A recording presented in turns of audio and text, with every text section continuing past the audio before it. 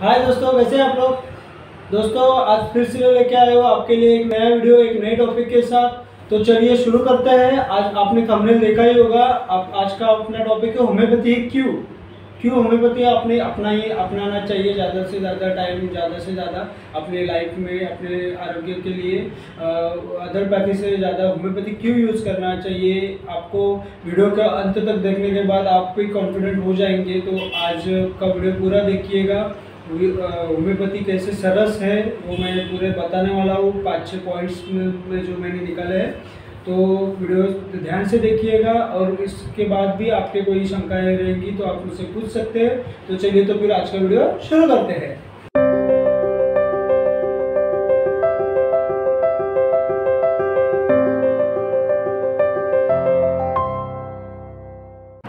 नमस्कार दोस्तों, मैं हूं डॉक्टर दीपक कोरगांव और लेके आए हूँ आपका सभी का चहेता चैनल जिसका नाम है विजन होम्योपैथी हिंदी। तो दोस्तों आज का हमारा विषय है जिसका आपने नाम पढ़ा होगा, वो है होम्योपैथी क्यों। होम्योपैथी क्यों अपनानी चाहिए आपके निजी लाइफ में, डे टू डे लाइफ में। होम्योपैथी का ज़्यादा से ज़्यादा यूज क्यों करना चाहिए अदरपैथी से। होम्योपैथी कैसे सरस है ये आज हम जानने वाले हैं। आइए तो हम अभी मैं विश्लेषण करता हूँ, ज़रूर इन तक वीडियो देखिएगा। तो पहला मुद्दा है कि होम्योपैथी कैसे अलग है। वो पहला मुद्दा जो मेरा है वो होम्योपैथी में no side effect, major benefits जो मिलते हैं जो अदरपैथी से कंपेयर टू है, ज़्यादा से ज़्यादा जो है ज़्यादा से ज़्यादा प्रतिशत उसके फायदे मिलते हैं, साइड इफेक्ट कम है। इसका एडिक्शन मतलब आदत नहीं होती।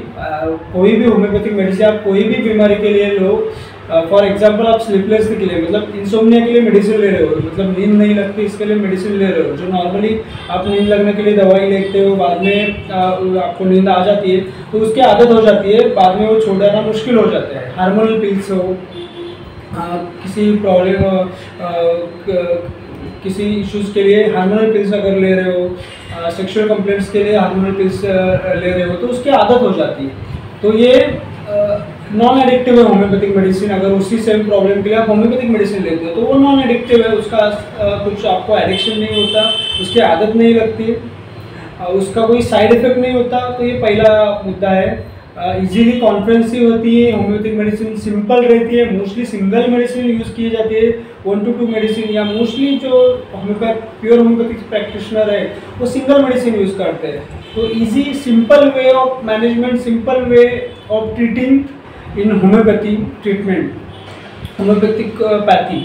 तो ये सबसे अहम मुद्दा है जो अदरपैथी से देखा जाए। तो आपने देखा होगा कोई भी पैथी हो, मैं किसी पैथी को ब्लेम नहीं कर रहा हूँ, तो उसमें देखा रहेगा आपने कि हर अलग अलग दवा रहती है, अलग अलग मतलब एक पेशेंट एक डिसीज के लिए एक दवा रहती है, कोई भी पेशेंट हो।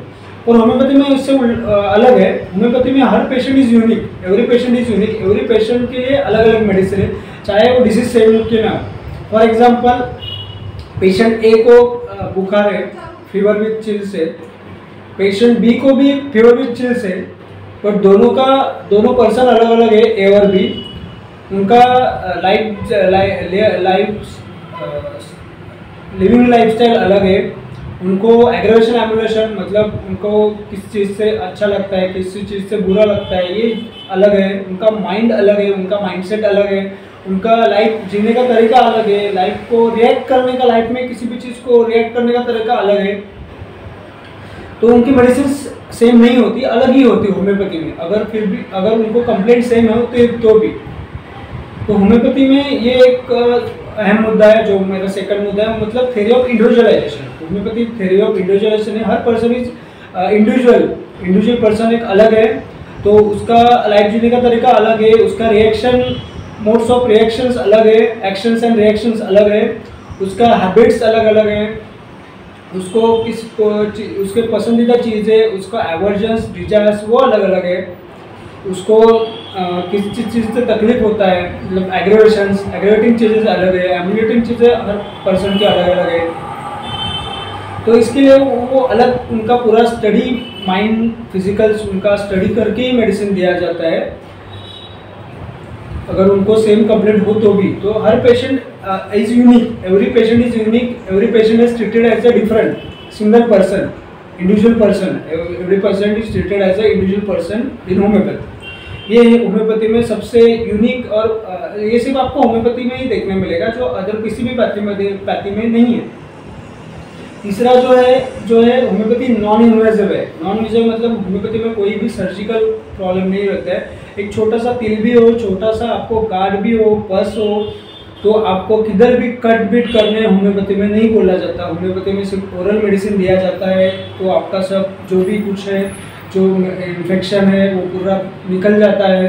नॉन इन्वेजिव है तो उसका कुछ साइड इफेक्ट, उसका आफ्टर सर्जरी कुछ इफेक्ट, जो सर्जरी के बाद भी कुछ इन्फेक्शन होने का चांसेस रहता है, वो नहीं हो सकता।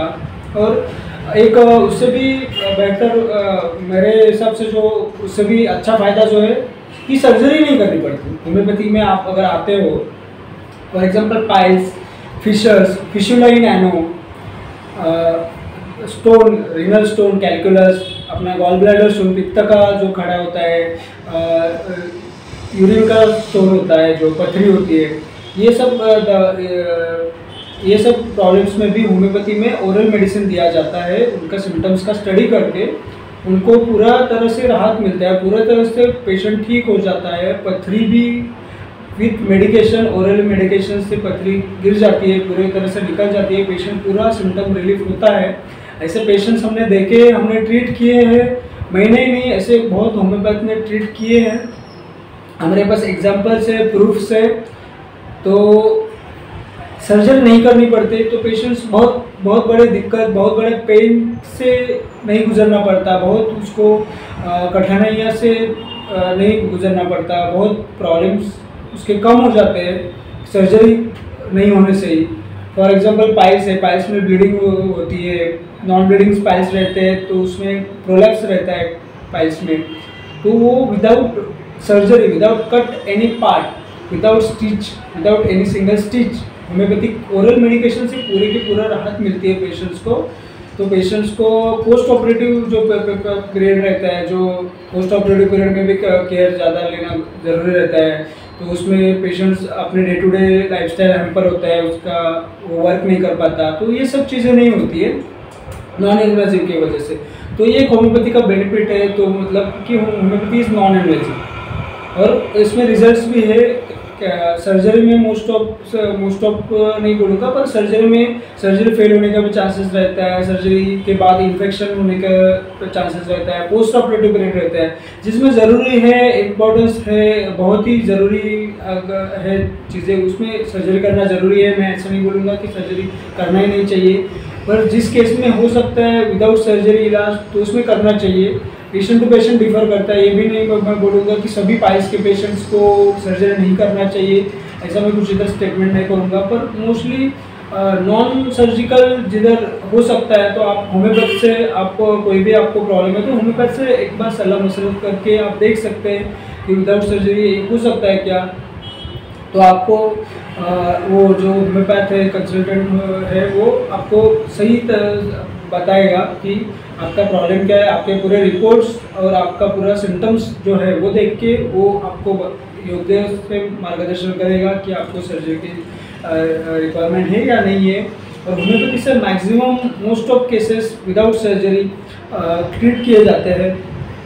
और जो पांचवा मुद्दा है वो एक है कि homeopathy is affordable then other pathies, affordable compare to other pathies, easily available है होम्योपैथिक मेडिसिन। आप किधर भी जा ले सकते हो, आप अपने डॉक्टर से सलाह लेके प्रिस्क्रिप्शन के दिखा के मेडिसिन ले सकते हो। इंडिया में भी होम्योपैथिक मेडिकल्स अभी ज़्यादा से ज़्यादा अवेलेबल है, होम्योपैथिक मेडिसिन अवेलेबल है, इजीली कॉन्फ्रेंसिव वे है, सिंपल है, सिंगल है, मैंने जो बोला सिंपल मेडिसिन है, सिंपल वे ऑफ एजुकेशन है।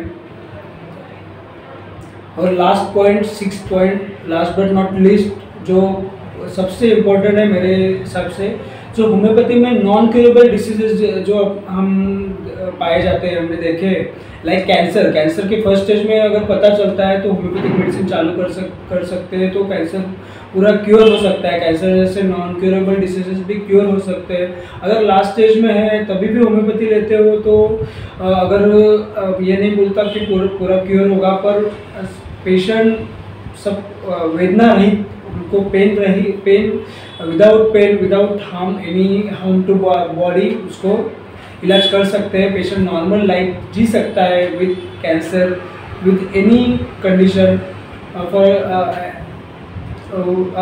वैसे ही सेक्सुअल ट्रांसमिटेड डिसीज में भी होम्योपैथी यूज़ होती है। और एक बोलना चाहे तो स्किन डिसीजेज जो मोस्टली ट्रीटेबल नहीं, अनट्रीटेड रह जाते हैं, लाइक सोराइसिस, फंगल इन्फेक्शन बार बार आता है, ट्रीट होता है, क्योर होता है, फिर से बार बार आता है। तो होम्योपैथी में आप देखना चाहे तो वो परमानेंट रिलीफ मिलता है और उसमें मोस्टली रिपीटेड आने का चांसेस बहुत ही लेस रहता है। तो ऐसे डिसीजेज में होम्योपैथी सबसे सरस है। होम्योपैथी में अभी जो ज़्यादातर डिसीजेज देखे जाते हैं वो मतलब लाइफस्टाइल मॉडिफाइड डिसऑर्डर्स, वो है diabetes, hypertension, obesity, weight loss, weight gain, PCOD, polycystic ovarian disease. ये जो डिसीजेस है इनको भी होम्योपैथी से अच्छे तरह से ट्रीट किया जा सकता है, क्योर भी किया जा सकता है, पूरी तरह से परमानेंटली क्योर भी मिल सकता है। वैसे ही हार्मोनल डिसीजेस है, पीसीओडी, फाइब्रॉइड, महिलाओं के मासिक धर्म पीरियड्स के रिलेटेड कोई प्रॉब्लम्स है, सेक्सुअल कंप्लेंट्स है, उसमें भी होम्योपैथी अच्छे तरह से इलाज करती है। होम्योपैथी में अच्छे तरह से रिजल्ट्स देखने मिलते हैं। बच्चों की समस्या है, छोटे बच्चों की समस्या है, geriatric problems, old age problems, तो देखने जाए तो बचपन से लेके छोटे बच्चे से, मतलब जन्म से लेके एकदम बूढ़े पर्सन तक, ओल्ड एज पर्सन तक भी, जेरियाट्रिक प्रॉब्लम तक भी होम्योपैथी पूरे इलाज में सक्षम है। हेड टू फुट पूरे किसी भी प्रॉब्लम्स में होम्योपैथी इलाज देने में समर्थ है। कोई भी बड़ा प्रॉब्लम है, सेप्सिस जैसा सेप्टिक शॉक है, इसमें भी होम्योपैथी अच्छी लाभदायी रहती है। हार्ट प्रॉब्लम्स में भी आप चाहिए तो आपका रेगुलर मेडिकेशन कंटिन्यू रख के एक होम्योपैथिक मेडिसिन कंटिन्यू रख सकते हो, होम्योपैथिक मेडिसिन ले सकते हो, जिससे आपको रिकरेंस का चांसेस नहीं होगा और नॉर्मल हेल्दी कंडीशन में आप जी सकते हो, नॉर्मल हेल्दी कंडीशन बना रहेगा। इसके लिए भी आप मेडिसिन ले सकते हो। कुछ प्रीमेच्योर प्रॉब्लम्स है, मेंटल इश्यूज़ है, साइकेट्रिक इश्यूज़ है, depression, bipolar disease, mania, fear है, एखाद्या चीज़ का भय है दिमाग में, तो फॉर एग्जांपल क्राउड का फियर, क्लॉस्ट्रोफोबिया जिसे बोलते हैं, mental issues, schizophrenia also treated, but any patient can treat it, every disease cannot be treated but person can be treated। ये मैं इधर कह सकता हूँ। तो आज का वीडियो इधर ही समाप्त करता हूँ। आज का वीडियो कैसा लगा आपको, मुझे आपके सुझाव का अपेक्षित हूँ। आप जल्द से जल्द आपके सुझाव, आपके क्वेश्चंस भेजिए, मैं उसका आंसर ज़रूर दूंगा। आपको अगला वीडियो कौन सा देखने पसंद आएगा वो भी मुझे बताओ। तो जल्दी मिलेंगे नए टॉपिक के साथ, नए वीडियो में। तब तक के लिए गुड नाइट, धन्यवाद।